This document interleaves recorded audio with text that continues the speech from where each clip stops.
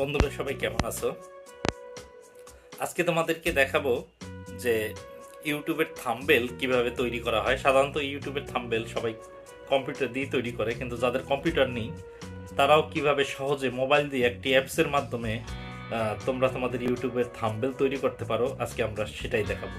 তো কথা না বাড়িয়ে চলো তোমাদের মোবাইল স্ক্রিনে নিয়ে যাই।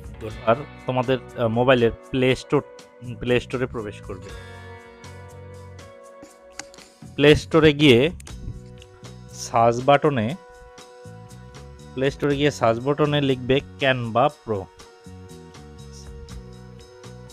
এই দেখো, আমি সি লেখার সাথে সাথে তোমাদেরকে দেখিয়ে দিচ্ছি। দেখো উপরে যে লেখাটা আসছে ক্যানভা প্রো, তোমরা এটার উপরে ক্লিক করবে। দেওয়ার পরে দেখো এই যে Canva AI video photo editor যে সফটওয়্যারটি আসছে, এটা ইনস্টল করে নেবে। আমার ফোনে আগে ইনস্টল করা আছে, তো এটাকে ওপেন করলাম। ইনস্টল করার পরে এইভাবে ওপেন করলে এরকম একটা ইন্টারফেস আসবে, কিছুটা সময় নেবে। যদি নেট ভালো থাকে খুব দ্রুত চলে আসবে, অবশ্যই নেট কানেকশন থাকতে হবে। এরপরে এখানে দেখো অনেকগুলো টেমপ্লেট আছে। এখানে ইউটিউব থাম্বনেল বলে একটা লেখা আছে, দেখো একটা ইউটিউব থাম্বনেল, ওই তোমাদেরকে মার্ক করে দিয়েছি। এটার উপরে ক্লিক করবে। ক্লিক করার পরে একটু লোড নিবে, কিছু সময় অপেক্ষা করবে। এরপর দেখো এখানে লেখা আছে, কয়েকটা অপশন আছে। দেখো এখানে আছে একটা ডিজাইন, তারপর এলিমেন্ট, টেক্সট, গ্যালারি, এদের আলাদা আলাদা কাজ আছে। কিন্তু আমরা যেহেতু ইউটিউব থাম্বনেল বের করবো, আমরা ডিজাইনের উপরে ক্লিক করব। তো তোমরা এরকম ডিজাইনের উপর ক্লিক করলে দেখবো অনেকগুলো টেমপ্লেট পেয়ে যাবে। এগুলো তোমাদের ভিডিওর ধরন অনুযায়ী এখান থেকে যে কোনো একটা টেমপ্লেট চুজ করবে। যেমন আমরা এখানে একটা লার্নিং বিষয়ে ভিডিও তৈরি করতেছি, তো আমি মনে করলাম যে আমি এই টেমপ্লেটটি ইউজ করব। আমি তোমাদেরকে টিক মার্ক করে দিয়ে দিচ্ছি, আমি এটা ইউজ করব। এখন চিন্তা করলাম যে কোনোটা আমি করতে পারবো, কিন্তু আমার কাছে এখন মনে হচ্ছে আমি এটা ইউজ করব। তো এটার উপরে আমি ক্লিক করব। তো এটার উপরে ক্লিক করলে এই টেমপ্লেটটি আমাদের আসবে, অটো চলে আসবে।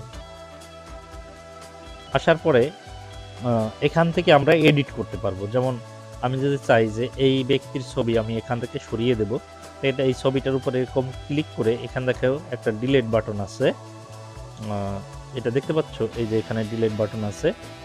তো সেই ডিলিট বাটনের উপরে ক্লিক করব, অথবা ওটা না করে আরো সহজে এখান দেখো রিপ্লেস নামে একটা অপশন আছে, সেই রিপ্লেসের উপরে আমরা ক্লিক করব। রিপ্লেসের উপর ক্লিক করে বন্ধুরা তোমাদের সরাসরি গ্যালারিতে নিয়ে আসতে পারে। অনেকের ক্ষেত্রে অ্যালাউ যেতে পারে, যতগুলো অ্যালাউ চাবে, পারমিশন চাবে, সবগুলো দিয়ে দেবে। এরপর এখান থেকে তোমার পছন্দ মতো যে কোনো একটা ছবি চুজ করে জাস্ট ওপেন করবে। দেখো এটা অটোমেটিক হয়ে গেল।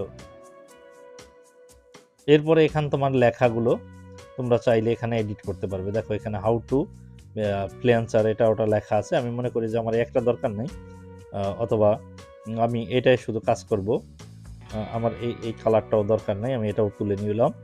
আমি এটার উপরে কাজ করব। এখানে দেখো এডিট নামে একটা অপশন আছে, এই যে টিক মার্ক করেছি, সেই এডিটের উপরে ক্লিক করবে।